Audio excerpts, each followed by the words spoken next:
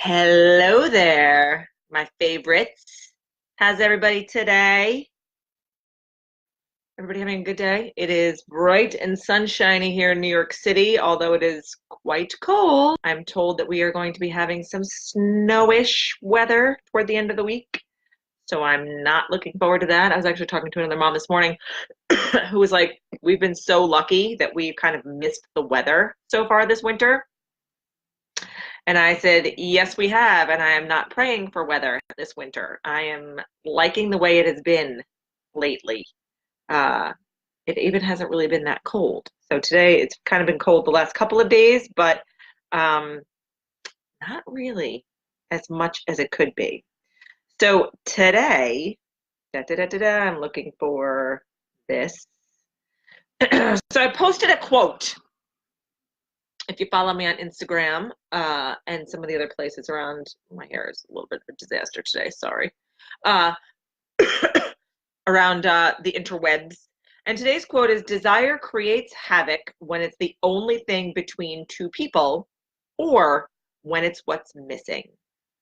So if you know anything about what I am up to these last couple of weeks, it is about creating and laying the framework and the groundwork for a course that's coming up on Why Am I Yelling? And we are calling it Desired and Appreciated.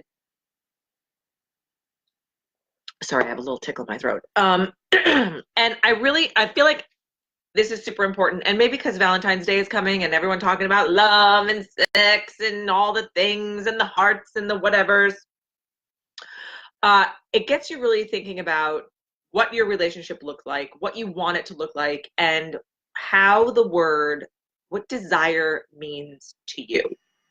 Now, if you are in a long-term relationship like myself and have been with your same person since you were a mere child, like I have, because we look at this hair, seriously, um, uh, desire changes. It changes. Like, I mean, when we were young, it was more about the intimacy part, the, uh, you know, getting our groove on, if you will, for, Facebook censorship purposes.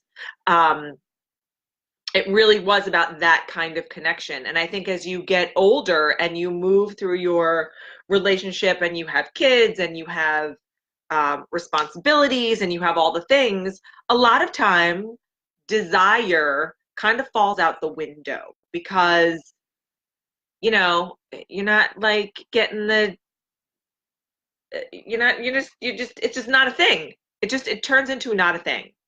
And for a lot of people it's an issue.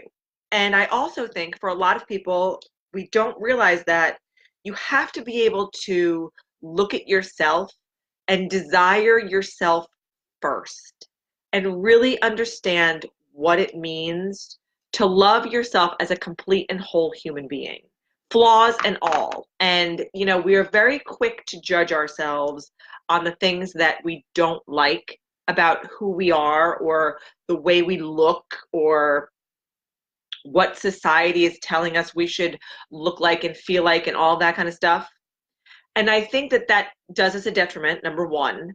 And number two, it really does put a damper on our ability to be vocal and to really stand in our power and say, you know what? Hey, I like how I look and I like this about me and I like that about me. And it doesn't matter who doesn't because I'm the only one who has to live with me the way that I have to live with me to the full extent of living with a human being.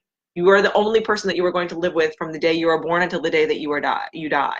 And so you really should like that person. You should like the person, the shell, the outside, but more importantly, you should love the inside. And I think desire starts there.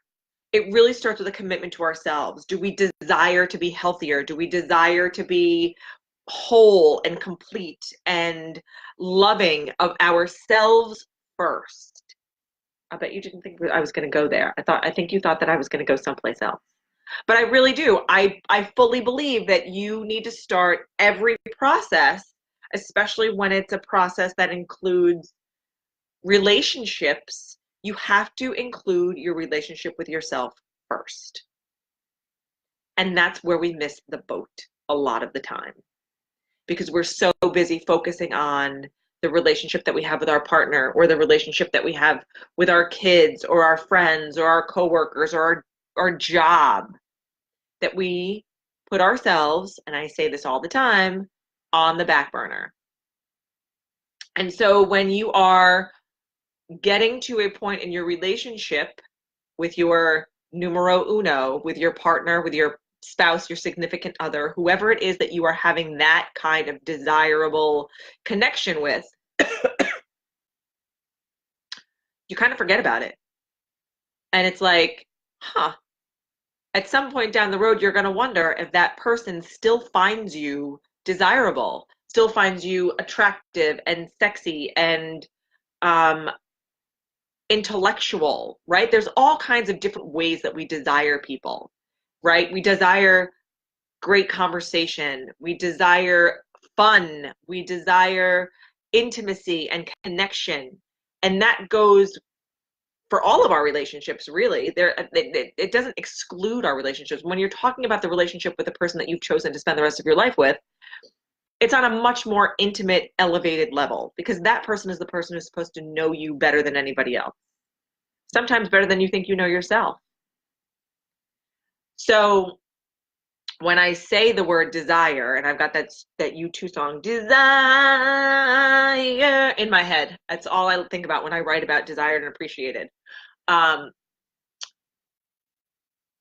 Think about what it means on a holistic level, on a multi-faceted level, on a how do I desire myself and what do I want from myself out of, what do I expect from myself and how do I want to make myself the best I can be? What do I desire from that? And then think about your romantic relationship with your partner.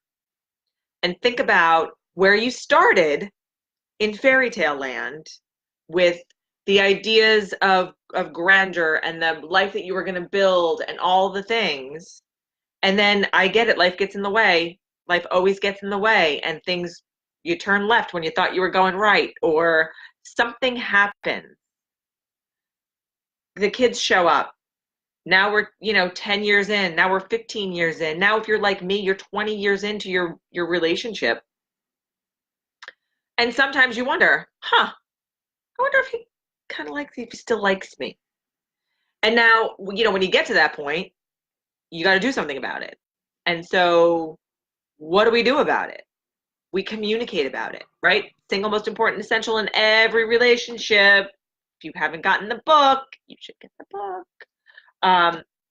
Is communication. Communicating with yourself, communicating with your partner, communicating in all of your relationships. And so take the time, your homework today, because I don't want this to go much longer, is think about the ways that you desire yourself and the things that you desire for yourself when it comes to you on a holistic level. We're not talking about material stuff, because I have a big long list about desiring that. And then take it one step further and think about the way, especially for those of us who have been in very long-term relationships, think about the way desire falls into your relationship, into your marriage, into your partnership, whatever kind of relationship that you have, and what you desire to get from that. Is it more intimacy? Is it better communication? Is it a greater respect for one another? Is it simply getting back to basics and you're never going to be able to recreate day one, because you just aren't. We grow and we change so much as we mature through life. But getting to a place where you can feel comfortable with the things that you've laid out for each other and for yourself, and communicate that and talk about it and really get to a respectful, happy space that will allow you to do all of these things that you so desire. That is my message today. What does it look like in your relationship for yourself and for you and your partner? Let me know. I want to know. I think all this stuff is super important. I'm hosting free desired and appreciated calls. I'm launching a course at the end of the month, and I think, or at the beginning of next month, sometime next month, February. I don't even know what day. It's the 15th. But I want to talk about it. I want you guys to know that I've been there. I know that sometimes it gets super hard, and I know that sometimes it can be super easy. And if you are committing and doing the work and paying attention and making yourself and your relationship a focus, then that's amazing. But if you're not, and there's things that are getting in the way, and there's, you know, job stress and relationship stress and kid stress and all the other stress that comes along with it, you're missing something, and you don't have to be. And so take 30 minutes out of your day and hop on a call with me. We literally will start laying the groundwork for how you can improve your relationship from the minute we start talking. It's not a fluff call. It's not a, hey, do I think you want to be in my course call? But if you want to be, then fantastic, because I think everybody needs to have a little bit of a refresher on these things.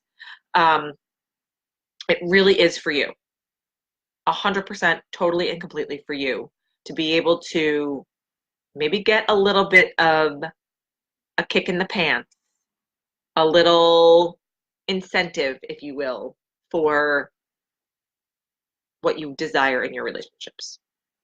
So that's it. It's Tuesday. Hope you guys have a great Tuesday. My husband is not coming home tonight. He's got to do a tour at the Rachel Maddow show, so he's working late.